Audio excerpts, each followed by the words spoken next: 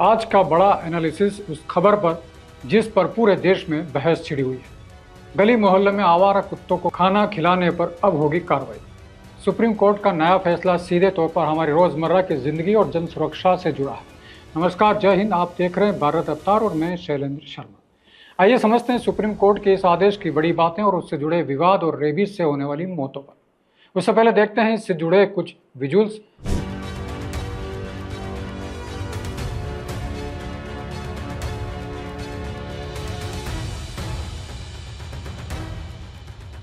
अब आगे चलते हैं और आपको बताते हैं कि सुप्रीम कोर्ट ने निर्देश दिया है कि आवारा कुत्तों को सार्वजनिक स्थानों पर खाना नहीं खिलाया जा सकता और उन्हें केवल निर्धारित क्षेत्रों में ही खाना खिलाया जाना चाहिए। सुप्रीम कोर्ट ने दिल्ली एनसीआर में आवारा कुत्तों से संबंधित अपने पिछले आदेश में बदलाव करते हुए कहा कि आवारा कुत्तों को नसबंदी के बाद वापस खुले में छोड़ा जा सकता है। साथ ही कोर्ट ने कहा है कि आवारा कुत्तों को सार्वजनिक स्थानों पर खाना खिलाने की इजाज़त नहीं दी जा सकती। आवारा कुत्तों को केवल निर्धारित क्षेत्रों में ही खाना खिलाया जाना चाहिए। सुप्रीम कोर्ट ने नगर निकायों को नगर पालिका वार्डों में कुत्तों के लिए भोजन क्षेत्र बनाने का भी निर्देश दिया है। सर्वोच्च न्यायालय के निर्देशों की 5 बड़ी बातें इस प्रकार है। पहली, नगर निकायों को अपने नगर निगम वार्डों में कुत्तों के लिए भोजन क्षेत्र बनाने चाहिए। किसी भी हालत में आवारा कुत्तों को भोजन कराने की अनुमति नहीं है। उल्लंघन करने पर कानून के तहत कार्रवाई की जाएगी, ऐसा सर्वोच्च न्यायालय ने आदेश दिया। दूसरी बात, सर्वोच्च न्यायालय ने अपने आदेश को दिल्ली एनसीआर तक सीमित नहीं रखा, बल्कि इसका दायरा पूरे भारत में बढ़ा दिया। सभी मुख्य सचिवों को नोटिस जारी किया गया है। तीसरी बात, अपने 8 अगस्त के आदेश को पलटते हुए सुप्रीम कोर्ट ने कुत्तों को शेल्टर होम में रखने के बजाय नसबंदी कराने के आदेश दिए। नसबंदी और कृमिनाशक दवा देने के बाद कुत्तों को उसी क्षेत्र में जोड़ने का निर्देश दिया है। हालांकि शीर्ष अदालत ने आक्रामक व्यवहार वाले कुत्तों का टीकाकरण करने और उन्हें अलग आश्रय स्थलों में रखने का निर्देश दिया। सर्वोच्च न्यायालय ने कहा, आवारा पशुओं का टीका लगाया जाना चाहिए और वापस उसी क्षेत्र में छोड़ दिया जाना चाहिए। चौथा, सुप्रीम कोर्ट ने कहा कि पशु प्रेमी कुत्तों को गोद लेने के लिए आवेदन कर सकते हैं। सुप्रीम कोर्ट ने अपने आदेश में कहा कि सुनिश्चित करना उनकी जिम्मेदारी होगी कि वह जिस कुत्ते को गोद लेते हैं वापस वह सड़कों पर न लौटे। आखिरी और 5वां, कोई भी व्यक्ति या संगठन सरकारी अधिकारियों को उनके कर्तव्यों के निर्वहन में बाधा नहीं डाल सकता। पीठ ने आगे कहा है कि 8 अगस्त के आदेश को चुनौती देने वाले कुत्ता प्रेमियों और गैर सरकारी संगठनों को रजिस्ट्रार के पास क्रमशः 25,000 रुपये और 2 लाख रुपये जमा कराने होंगे। इससे पहले 28 जुलाई 2025 को सुप्रीम कोर्ट ने 6 जुलाई की एक अखबार की रिपोर्ट पर स्वतः संज्ञान लिया। यह खबर दिल्ली के ऊट कला में 6 वर्षीय छवि शर्मा की थी, जिसके कुत्ते के काटने के बाद रेबीज हो गया और रेबीज से उसकी मौत हो गई। इस मामले में 11 अगस्त को सुप्रीम कोर्ट की एक बेंच ने अधिकारियों को 8 हफ्तों के भीतर दिल्ली के सभी आवारा कुत्तों को शहर के बाहरी इलाकों में आश्रय स्थल बनाकर उसमें रखने का निर्देश दिया था। इस फैसले के बाद कुत्ता प्रेमियों के बीच व्यापक आक्रोश फैल गया, जिसके बाद यह मामला सुप्रीम कोर्ट की 3 जजों की नई पीठ के पास भेज दिया गया था।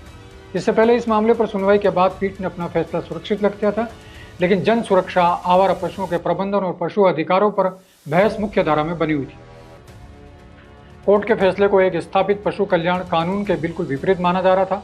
2001 से पशु जन्म नियंत्रण यानी कि ABC के नियमों में आवारा कुत्तों को मानवीय तरीके से पकड़ना, उनकी नसबंदी करना, टीकाकरण करना और उन्हें उनके इलाकों में वापस छोड़ना अनिवार्य किया गया है।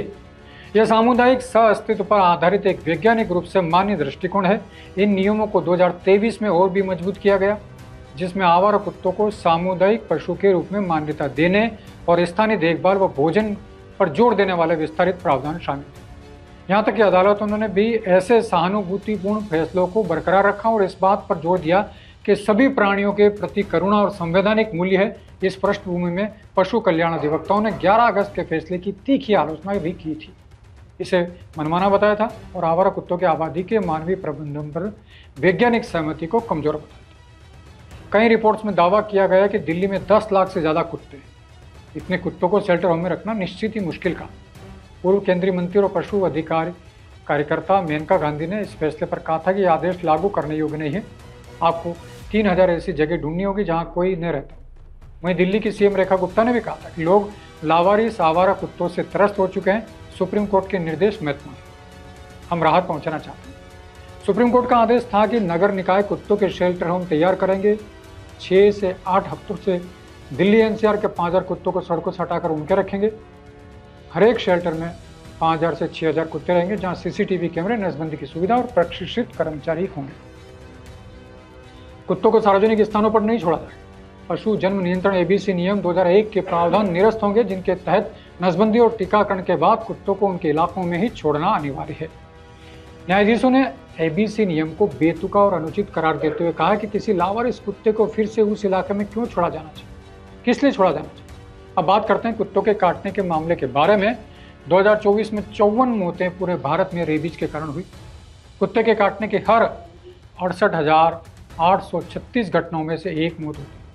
इसी तरह 2024 की बात करें तो 37,15,713 मामले 2024 में भारत में कुत्तों के काटने के दर्ज किए, जो 2023 की तुलना में 22% ज़्यादा है। अब आपको बताते हैं कि दुनिया में कुत्तों को लेकर क्या क्या तरीके अपनाए। सबसे पहले बात करते हैं अमेरिका की, जहां पशु नियंत्रण एजेंसियां और शेल्टर रेस्क्यू ग्रुप प्राण न लेने के प्रोटोकॉल का पालन करते हैं और नसबंदी अभियान चलाते हैं। राष्ट्रव्यापी टीकाकरण कानूनों के चलते कुत्तों में रेबीज लगभग पूरी तरह खत्म कर दिया गया। इसी तरह पश्चिमी और उत्तरी यूरोप में पंजीकरण, नसबंदी, सड़कों पर छोड़ देने विरोधी कानून, मुफ्त या अत्यधिक सब्सिडी वाली नसबंदी प्रक्रिया की वजह से लावारिस कुत्तों का लगभग सफाया कर दिया गया। तो फिर हमारे देश में पशु कल्याण समूह क्यों कर रहे हैं विरोध? उनका कहना है कि सुप्रीम कोर्ट का आदेश दशकों से जारी नसबंदी पद्धति के बजाय एक ऐसी व्यवस्था पर जोर देता है जिसे दुनिया में छोड़ा जा चुका है। यह वैज्ञानिक तौर पर प्रमाणित और सहानुभूतिपूर्वक एबीसी के समाधान को खारिज करता है। रेबीज से मौतों की बात करें तो रेबीज जानलेवा है, लेकिन कुत्ते के काटने के तुरंत बाद टीका लगवा लिया जाए तो इसे रोका जा सकता है।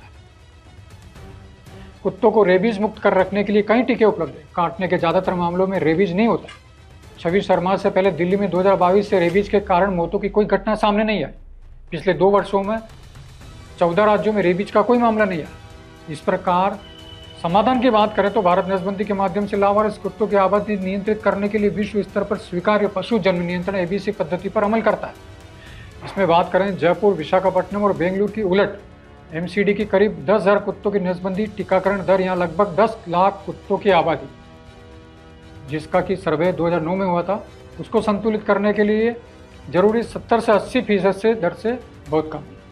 अब इस पर केंद्र का रुख क्या है? स्थानीय निकायों की निगरानी में एबीसी कार्यक्रम पर व्यापक स्तर पर अमल किया जाना चाहिए। एकमात्र तर्कसंगत और वैज्ञानिक समाधान है। इसको लेकर अप्रैल 2025 में संसद में वक्तव्य दिया गया था। WHO की भी एबीसी के पक्षधर है। उनका कहना है कि इसका कोई सबूत नहीं है कि कुत्तों को सड़कों से हटाने से उनकी आबादी पर या रेबीज के प्रसार पर कोई खास असर पड़ता है। अब बात करते हैं रेबीज की। दुनिया तेजी से विज्ञान और तकनीक की ओर बढ़ रही है, लेकिन एक ऐसा जानलेवा वायरस जो अब भी हजारों जिंदगियों को निगल रहा है, rabies. World Health Organization WHO की हालिया रिपोर्ट में सामने आया कि हर साल दुनिया भर में करीब 59,000 लोग रेबीज के कारण अपनी जान गंवाते हैं। और चौंकाने वाली बात यह है कि इनमें से 95% यानी कि 95% मौतें सिर्फ एशिया और अफ्रीका में होती है। भारत इस वैश्विक संकट का सबसे बड़ा शिकार है।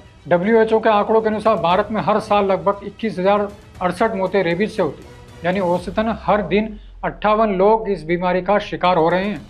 यह वैश्विक रेबीज मौतों का 36% हिस्सा है, जो इसे सबसे अधिक प्रभावित देश बनाता है। कुत्तों से फैलने वाले रेबीज का खतरा सबसे ज़्यादा है। WHO की रिपोर्ट बताती है कि 99 यानी कि 99% रेबीज के मामले संक्रमित कुत्तों के काटने से होते हैं।